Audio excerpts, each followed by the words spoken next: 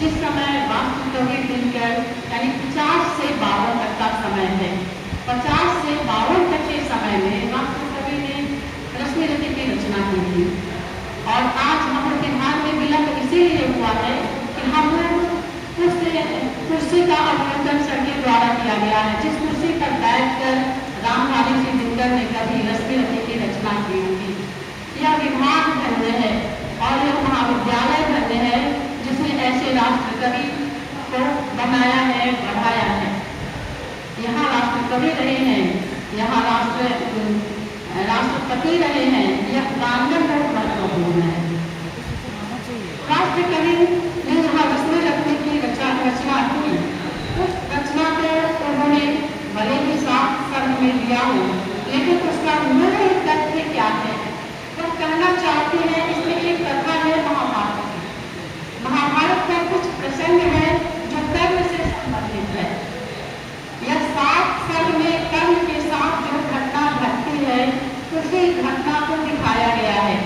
यह घटना सिर्फ महाभारत के समय का नहीं है, भले ही महाभारत में कर्म एक पात्र है जो आज महाकाव्य से अवहेलित होता रहा है।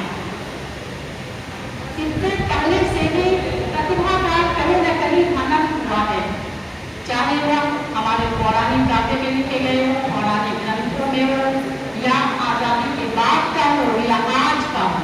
हम तीन संदर्भ में रश्मिरथी को देखते हैं कि जिस समय आज महाकाव्य की रचना हुई थी उस समय कर्ण जैसा प्रतिभाशाली मेधावी व्यक्ति की अवहेलना हुई है। जब यह रश्मिरथी लिखा गया था उस समय तुरंत पहले हमें आजादी मिली थी।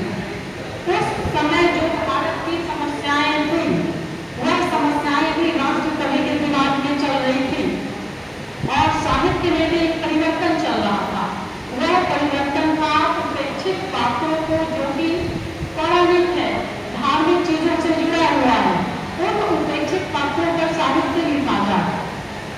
और तात्कालिक समय उस समय में जो समस्याएं थी गंभीर समस्याएं आज भी है।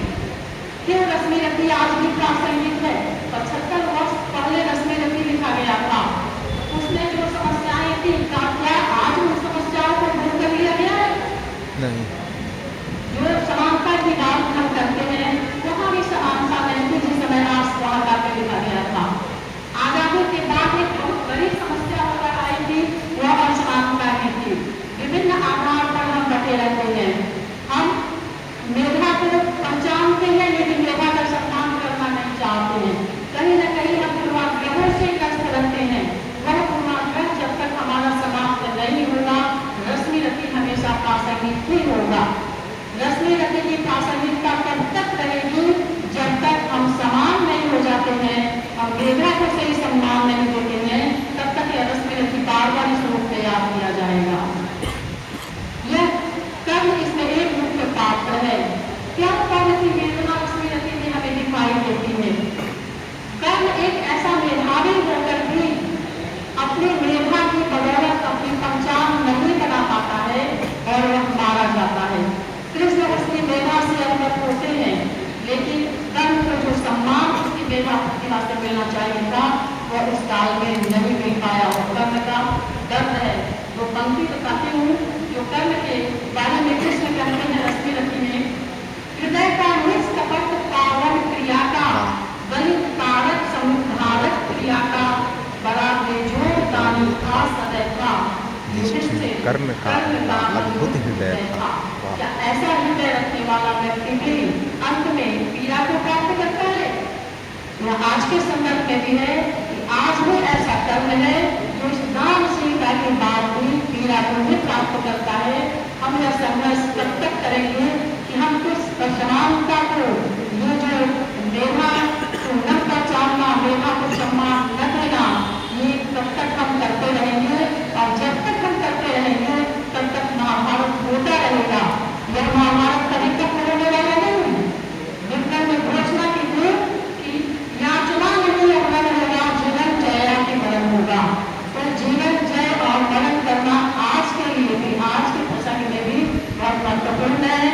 जब तक हम मेधा को सम्मान नहीं देंगे हम